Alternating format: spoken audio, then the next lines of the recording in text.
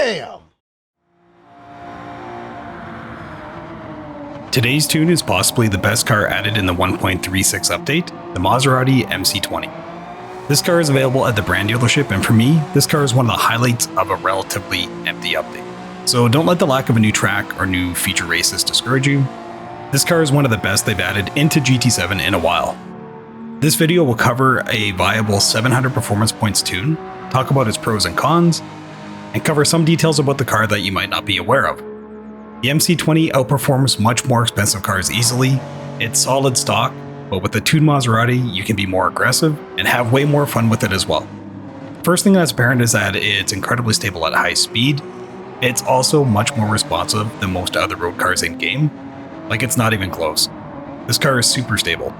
It's difficult to upset it, allowing you to easily predict a drive lane and how to enter and exit corners. It's a nice balance of power and fun. It's got a great engine note, and it looks amazing as well.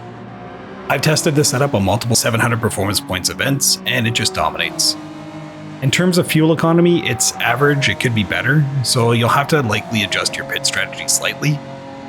But the one thing I love about the car is that stability. It's very consistent, meaning that you can get into a groove in this car where you know exactly what to expect, which allows you to push the limits of your driving. You can predict its handling very easily and make up considerable time in any twisty sections of the track. As mentioned, this car is one of the best road cars in game, and better yet, it's available 24/7, meaning you don't have to wait for it to cycle into the legendary dealership to pick it up. All in all, it is nice to have another decent road car.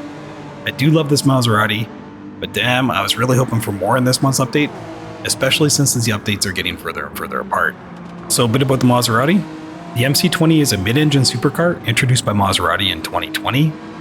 The MC20 is the first mid-engine model in the company's road car lineup since the MC12 was discontinued in 2005. The MC20 has scissor-type doors, its body is elegant and clean, it's designed in such a way that it doesn't need a bunch of extra aggressive aerodynamic add-ons. Because of that, it maintains that sleek and lean look. The body of the MC20 underwent rigorous wind tunnel testing from the beginning in order to keep it true to form. The core of its foundation is a carbon monocoque that weighs only 220 pounds. Keeping the car lightweight was a priority, and engineers were able to keep the current weight down to less than 3,307 pounds. It's powered by a newly developed twin-turbo 3-liter V6 engine and features the first F1 pre-chamber combustion system used in a production car. Stock, the engine produces 621 horsepower and 540 pounds of torque. It comes mated to an 8-speed DCT transmission and can accelerate from 0 to 62 miles per hour in under 2.9 seconds. The MC20 has a top speed of 202 miles per hour. So let's get into the tune and talk about its performance. As mentioned, I've targeted this car to 700 performance points, and I focused it on Le Mans. But this tune is versatile. It'll work on nearly any track. It's really that formidable of a car. We are going to ramp up its performance a fair amount and adjust it so it's viable for multiple events. So tuned, power now comes in at 589 horsepower, and it produces 525 pounds of torque. Weight is relatively balanced with the stock 41-59 ratio. Acceleration, top speed, and cornering are all improved. For performance parts, the car maintains front, side, and rear aero from GT Auto. Racing hard tires, along with any weather-rated tires you need for Le Mans. Fully customized suspension, fully customized LSD, a full control computer, a power restrictor and ballast, has a racing transmission, and racing components including an air filter, muffler, exhaust manifold, brakes and pads, and a brake balance controller. I didn't add any turbo or any extreme parts to this build. In terms of permanent upgrades, this car has a few. It's got a wide body kit from GT Auto, 4-up, weight reduction stage 2, and increased body rigidity. So for adjustments, the bulk of this work on this tune goes into the suspension, making the car a bit more predictable.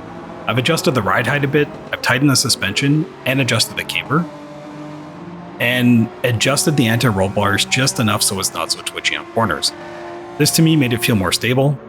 I've increased the downforce, mostly to gain the performance rating a bit, so we can barely reduce engine output. Overall, that maintains the performance of the car, but it makes it a bit tamer for tighter sections of track, and it makes it a bit more nimble on entry and exit. So overall, this car is amazing. I've tested it on multiple formats. It's just on another level, easily one of the best road cars in game. For $300K, you can buy one of the best cars in game, and it's available every day of the week. For the race strategy at Le Mans, this car is great. Just adjust your fuel mapping down to 6 to start, and with some feathering of the throttle on straights, you can extend the range to a full 3 laps.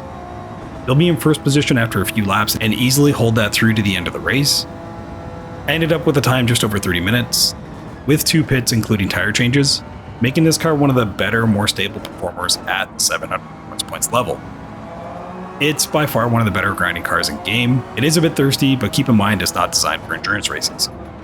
But it is workable and can be used for any race from like 600 to 700 performance points quite easily. You don't really need to worry about tire wear either.